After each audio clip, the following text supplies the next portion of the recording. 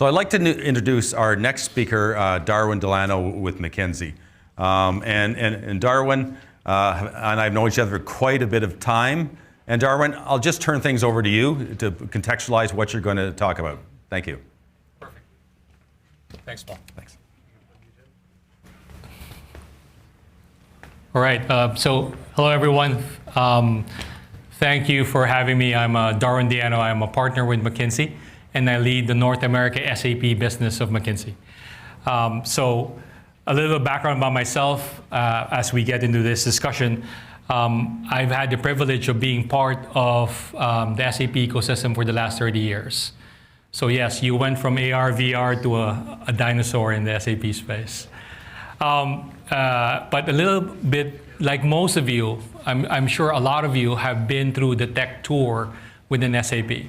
So similarly, myself started with ABAP, MDM, Portal, BW, Leonardo/SCP/PTP, and all those components as I went through my journey from being an implementer to leading a global SAP business with 30,000 people, and then now being part of McKinsey.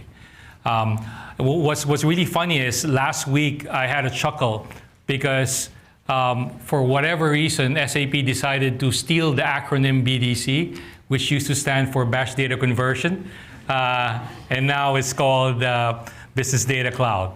But I think actually that's the point. It's like an inside joke, right, for the SAP veterans in the room. So what is a SAP dinosaur like me doing at McKinsey? The answer is very simple. Business value at scale matters now more than ever before in the history of business, right? Business value at scale. And because SAP is the best vehicle for business value at scale, that makes SAP more than ever a board agenda. That's why I'm with McKinsey, right? Because SAP is a board agenda. And what's interesting for me is people like myself, and I'm sure a lot of the kindred spirits in this room, enterprise architects have a responsibility to help drive value and competitive advantage in your respective business organizations. Said differently, we, as an enterprise architect community, if I could dare call myself part of it, matter more right now more than ever, right? So, and I think we have to take that responsibility seriously.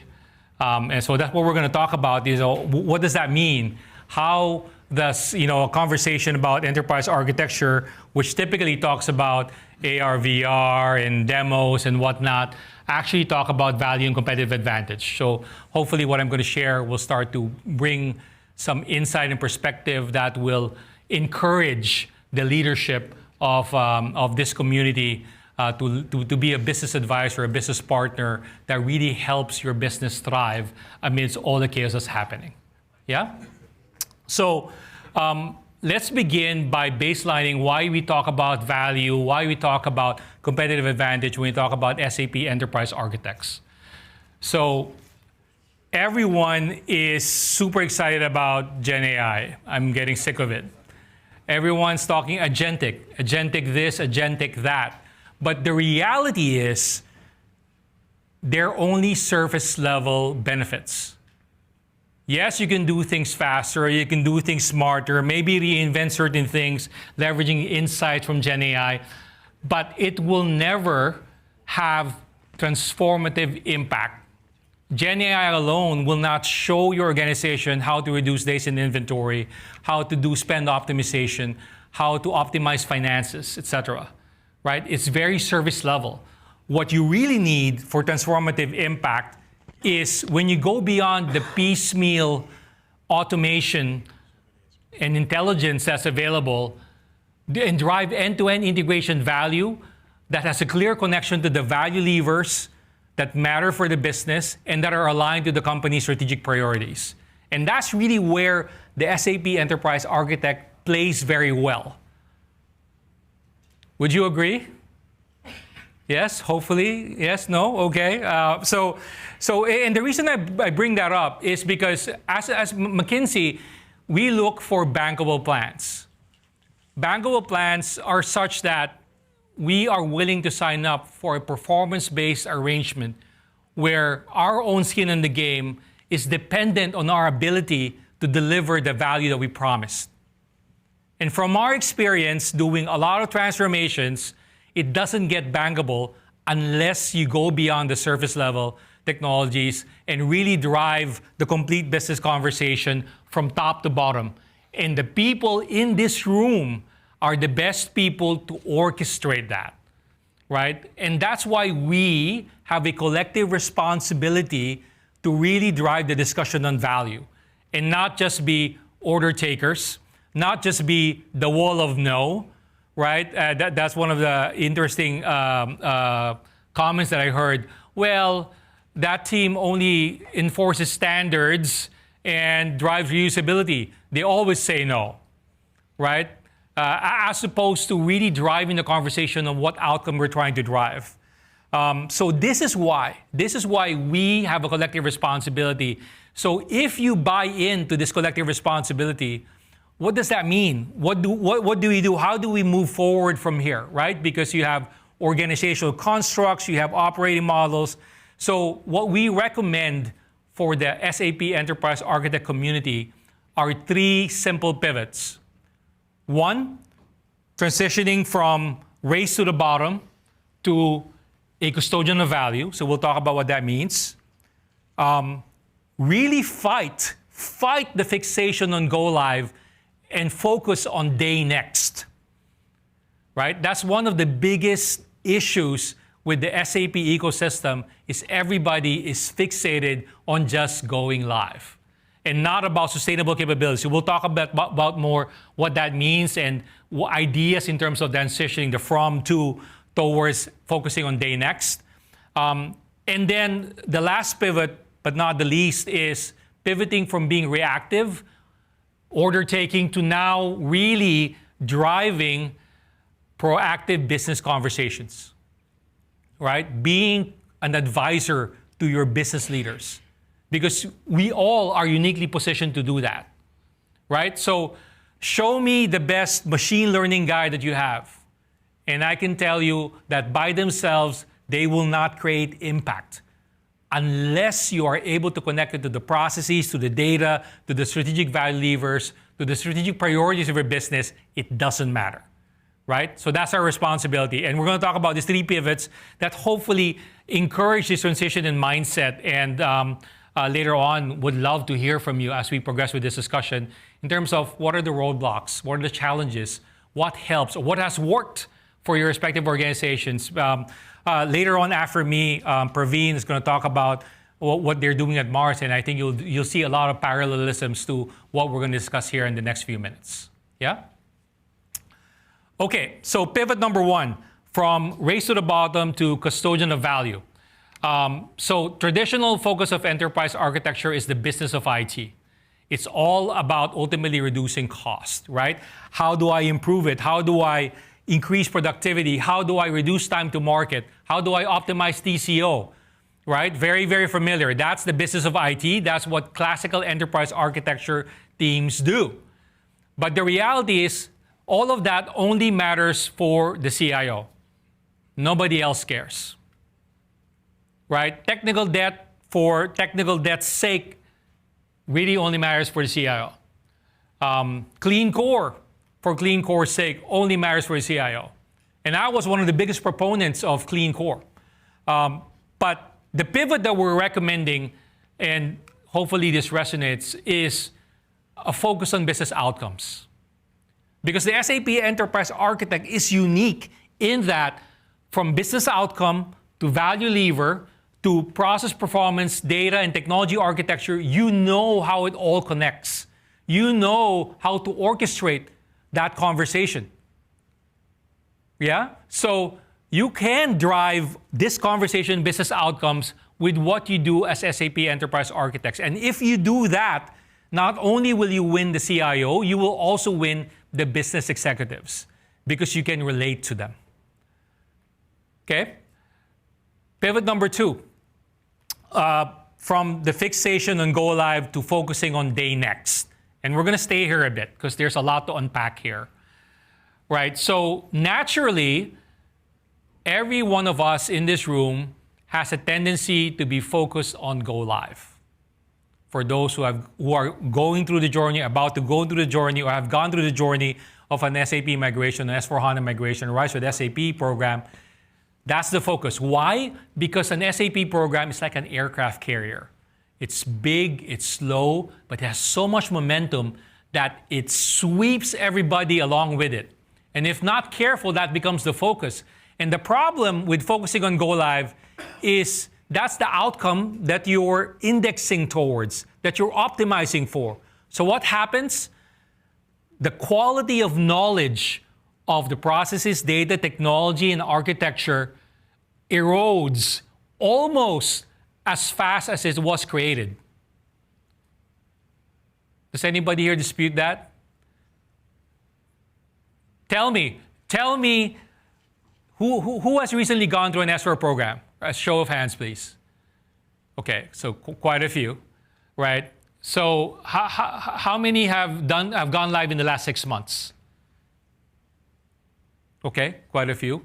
For those who have recently gone live with S4, can you confidently say that amidst the 1,000 cuts of defects, the 1,000 change requests that have come in, that you have clarity on all the process components, what this data elements they're associated with, the architecture components that are resulting, the design decisions that have been made, and all the implications, such that when a business change happens, you can immediately pinpoint what the source of change is, the impact, and how we could create, the proper regression testing approach, etc. That precise control of your architecture components, right? Yes? Oh, well, you're going to speak afterwards after me, so that's exactly the story that we want to talk about. But that's a challenge, and the reason is why not? Why not? Because the reality is you did all that work, but you're focused on go live, and not on sustainable capabilities. And that's the pivot that we're recommending, is that there needs to be a deliberate focus on day next, on sustainable capabilities. And this is a very simple wheel. It starts with value, process segmentation, process design.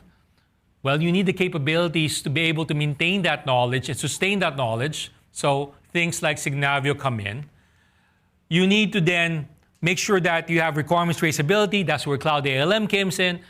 That when you need to make sure that you do solution design properly, Lean IX starts to come in. And then once you go through the implementation, you have Tricentis, you have WalkMe, you have all the capabilities. They're all interconnected, right?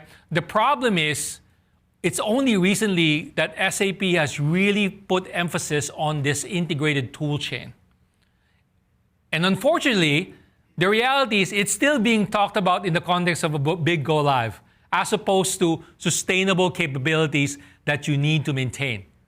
So if you think about it, your ability to enhance days in inventory, to optimize spend, to make sure your order fill rate for those businesses and industries that are relevant for that are 99.9% or higher, depends on your ability to control the knowledge that exists in your processes, in your data, in your technology architecture. So this is a source of competitive advantage.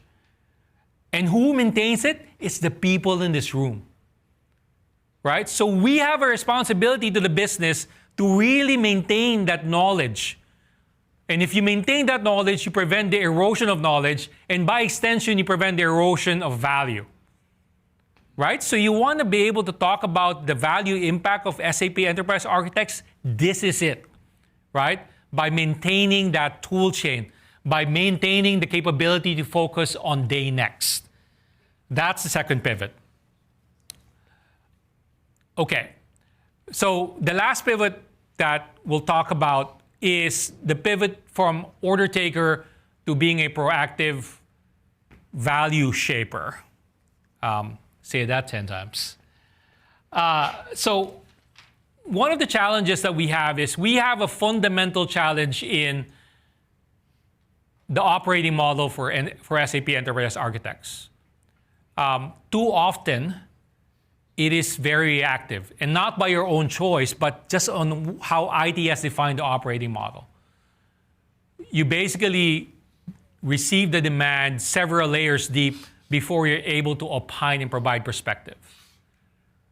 And that is completely sub-optimizing the value contribution of SAP Enterprise Architects. So I'm curious, show of hands, and this is not a judgment, how many of you can relate to the left-hand side of this chart in terms of you get it too late? Thank you for that candid response. And that's a problem. And we need to change that, right? Because you have the ability to really advise the business. So if you think about it, if you do the two pivots that we just discussed, one, moving from race to the bottom to a custodian of value focused on business outcomes. Two, moving from focus on go live to a focus on day next. You will unlock the ability in this third pivot to really have a role as a business advisor. Why? Because you can translate business aspirations into SAP Enterprise Architecture implications better than anybody. You will understand how investments that you're doing in process, data, technology, and more actually directly impact the strategic levers of your business, right? So it is very important to really play that role. And this is not something that you have to ask permission. This is something that you can do right now. You have the knowledge. I can tell you, since joining McKinsey 3 years ago, I mean, in the last quarter, I've touched more C-suite boards, been behind earning releases, and I can tell you at that level, the discussion, they're so hungry for the knowledge that's inside this room. They really are. So you don't have to ask for permission. You can really transition that mindset, make that pivot to become an active business advisor. So if those pivots make sense, then let's go ahead and be the change that we wish to see. What was that expression? That the road to failure is filled with people who are about to start, right? Start now. Be the change that you want to see. And what does that mean? It's a perpetual responsibility. You need to assess where the value gaps are. You need to determine how that changes your operating model. And by the way, that's not easy. It takes courage because you're going to face some organizational headwinds that prevent you from adjusting your operating model. But that doesn't stop you. It shouldn't be a constraint. You need to make sure that you have enhanced tools and capabilities. And, I know Praveen will be talking about that a lot in the next, following this session, right? But you need to have the tool chain. And you need to focus. Is the tool chain all the way 100% mature and perfect? Has 50 years of history? No. But can you make it good enough to serve your purpose to be able to effective in day next? Absolutely. So you have to embrace new tools and capabilities that help you be effective in day next. You need to invest in business allyship. And this cannot be overemphasized. You need to talk to, so how many of you have spoken to the head of a business unit that works in your company recently, in the past week? Great, show of hands. How many of you have spoken to the CFO in the last 4 weeks? Good, okay. So you have great examples here of colleagues who are doing this, engaging the business. There's no reason why the next time we ask that question, everybody's raising their hands. Why not everybody should be raising their hands? There's no reason, right? And it's easier than a lot of people make it out to be. And what I mean by that is you have to build rapport in any way that you can. Because rapport builds confidence. Results build confidence. Confidence builds trust. And when you have that, you could do a lot, right? So business allyship. And then talk about building trust, you need to show proofs of value. Cannot say, well, the program is 5 years, we'll see you then. And then 5 years later, how do you measure the value? Well, I don't know. Doesn't work that way, right? So if you want credibility, if you want confidence, you have to show rapid proofs of value. And if you do that constantly, so it's a perpetual cycle, perpetual responsibility that you will do. But if you do all of these things consistently, right, embrace it as a call to action, as a daily commitment, as an action that you take as you progress with your responsibilities on a day-by-day basis, I guarantee you, you will see amazing impact that you will create for your organizations. And I'm telling you, your leadership is hungry for it. You're hungry for it. You just need to be able to communicate. You need to be able to relate, right?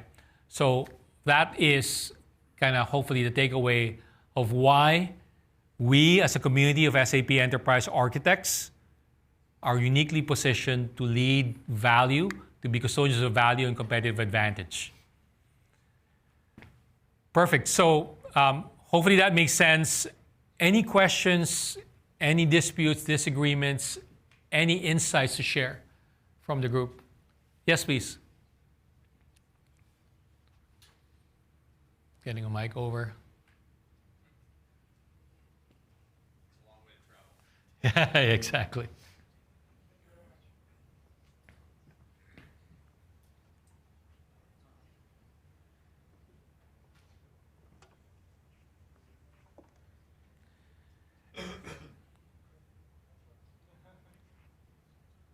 See, we can figure AI, but we can't figure microphones. Yep. C-suite is hungry for it. I 100% agree. It's a two-part question. Okay, now it's working. Very nice. Yeah. So it is going to be a two-part question. Yeah. C-suite leadership is hungry for it. I 100% agree with you.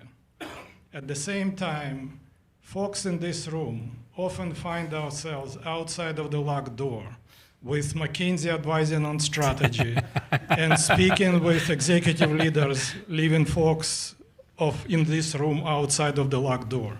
First part of the question, what does McKinsey do to help and keep the door open? Mm-hmm. The second part of the question is, McKinsey strategy often leads to optimization, with folks outside of the doors as a workforce being optimized out as a next step. So what does McKinsey do to help and reallocate talent accordingly? So, yeah, exactly. No, great question. So first, what does McKinsey do to help, right? A lot of my colleagues, so I'm not the typical McKinsey partner, obviously, right? But a lot of my colleagues, partners and senior partners that I work with, are very hungry for insight and knowledge, right? So to me, wherever we're engaged, and if we're allowed access to the people who have the knowledge, you will find us typically making sure that we have conversations as part of our due diligence to make sure that we are making an educated perspective, balancing outside in with inside out. Yes. But then I challenge this room as well to come forward, right? Yeah. Because the reality is, if I'm a client and I'm about to have a conversation about a client who's driving towards a smart brownfield, thinking it will be 2 years to execute, and an SAP Enterprise Architect actually knows that, no, that's not real, I would welcome that input. So you will find, obviously, case-by-case basis and personality, situational context, all considering, right, putting all of that aside, you will find not only McKinsey, but most partners will actually be very open to a conversation. Yeah? So I would encourage you to do that, right? But I can say that in general, the due diligence is very robust, right? Because a lot of my colleagues don't have the experience, the real world experience, at least not in depth of implementing. So they're very hungry, right? And they would welcome the conversation. And then in terms of, just call it what it is, downsizing or SG&A optimization, right? There are many factors that drive those conversations, right? Some of them make sense, some of them are financially driven, some of them are business model choices driven, etc. And a lot of that is really outside the control of whoever the consultant is, McKinsey or not, right? But I would say this, and this came from one of my early conversations when I joined McKinsey, right? It's like, okay, what do we do about the people? And if that's the question, then it's too late. What I mean by that is that the expression was, if you keep the knife sharp, it will keep on cutting. So wherever you are, whether within the same company or outside or doing something else, if you keep the knife sharp, it will keep on cutting, right? So I'd rather focus on what I can control, which is keeping my skills sharp, keeping myself relevant to the marketplace, as opposed to depending on any organization to support my security, right? But yes, these are always difficult conversations. Thank you for that. I think maybe one more, please. We have time for a couple more. Couple more? Okay, perfect. My voice is rather loud, so I'm not quite sure. No, but we have a live stream too, so we just need others to hear it. All right. Sorry about that. Or maybe not hear it. Yeah, exactly. Depending on your question. That's a good one. Is it working actually? Because I don't hear it now. All right. I love your picture on the circle, but wasn't that always been the case? For 30 years in SAP, it was always about business outcome and not driven by IT. Although the IT component is massive, I understand that. So what really changed and what's really new from your perspective? Yeah. Yeah, so the question was, the gentleman talked about the circle picture and how it resonates. But the question is, wasn't that always the case for the last 30 years, right? Which I absolutely fair challenge, right? So one thing that's different, or rather we have the opportunity to make it different, it's not yet the norm, right? Is classical organizational setups are very horizontally driven. Meaning, I have an SAP COE, and therefore I go to them when I need help, right? So high-performing organizations are transitioning more to product platform model constructs that are more vertically aligned. So you're aligned to the outcomes, right? Now, unfortunately, that hasn't really extended beyond sales, marketing, and into the domain of IT, but it really should. So I think that, to me, is one of the critical success factors that will make it different, right? And not make it a single one-time go-live conversation, but about business outcomes that you're trying to enable and being measured against those business outcomes. So I think there are some organizational models that are different that can help remedy that and not make it be the same story. Perfect. Any other questions? Yes. We have a gentleman over here.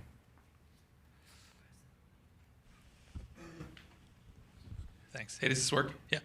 Darwin, thanks. Talk about the skill gaps. I think it's easy to say, I think traditionally sometimes you see enterprise architects that are a little bit more tech focused, and there's a big difference between pitching a API first cloud native strategy versus sort of getting into the boardroom and talking real strategic transformations. Let's talk about seeding the enterprise architect with the right skill set to be ready to have those conversations with those players. So love the question.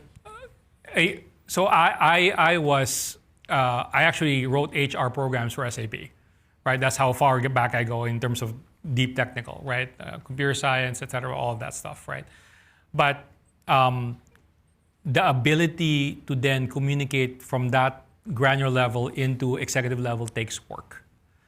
It really does, right? Like everything, you need reps. You need to practice. So find your friendly, non-technical business leader or even business associate who can validate or challenge you for their perspective to see if it makes sense, right? One of the things that, in terms of what to do about it, right? So number one, embrace those soft skills. As a technologist, we tend to frown upon, here's communication training, here's epic communicator training, not take it seriously. But the reality is, here's PowerPoint, right? It's boring, right? But the reality is, if you apply the same tenacity that you would apply in programming and data design and machine learning into those skills, you will be really good at it, right? So it takes reps, it takes effort, it takes practice, so invest in it for sure. Practice with friendlies, right? And then find opportunities where you can exercise it, right? The thing that holds true generally that I've seen from personal experience is you gotta be able to tell the story. You gotta be able to tell the story. What's the so what, right? And one of the problems with this, with our community, and I'm counting myself as part of it, is we hold so much content that there's so much content guilt that if we don't talk about how I am really optimizing the cost of my Gen AI LLM because of the choices I've made in terms of architecture, that I'm somehow devaluing myself. When it doesn't matter. When all you needed to say was, we were able to reduce the cost by 20%. CFO nods, that's victory. And that makes us so uncomfortable. Like, no, but wait, there's 10 more layers of details behind that, and you have to appreciate it. So just because it matters to you, just because you're excited about it, it doesn't mean that it matters to the audience that you're trying to address, right? Couple of other things, because I'm very passionate about communication. One, look at your earnings release for those who are a public company. Look at how they communicate and translate that to what you do, so allows you to translate it back. And the last thing, and this is going to sound very cheesy, especially now with media being really, traditional media being demonized a little bit, watch a really quality newscast, because those people need to be understood by everybody. Watch, be a student of it, right? And that will open up different aha moments, right? Moments of eureka that will be helpful, right? So invest. Don't be shy to invest, right? Just because it's uncomfortable doesn't mean it's not worth doing. Yeah. Perfect. So, Darwin, just one thing. If there was one key thing you'd want this audience to take away from your talk today, what would that be? Lead. Lead. We have not the possibility, but the responsibility to lead. And doing otherwise is a disservice to our community, is a disservice to yourself. So let's lead. So I want to add one thing. Just, you mentioned about storytelling, right? In terms of, we have a great session that's going to be on Thursday morning by James Marlin on authentic storytelling in the age of AI. So you folks will sort of enjoy that. So Darwin, thank you very much. Perfect. Thank you. Thank you. So there's about a 10-minute transition time. We kick back in at 2:40 p.m. In the various track streams. So see you in a little bit.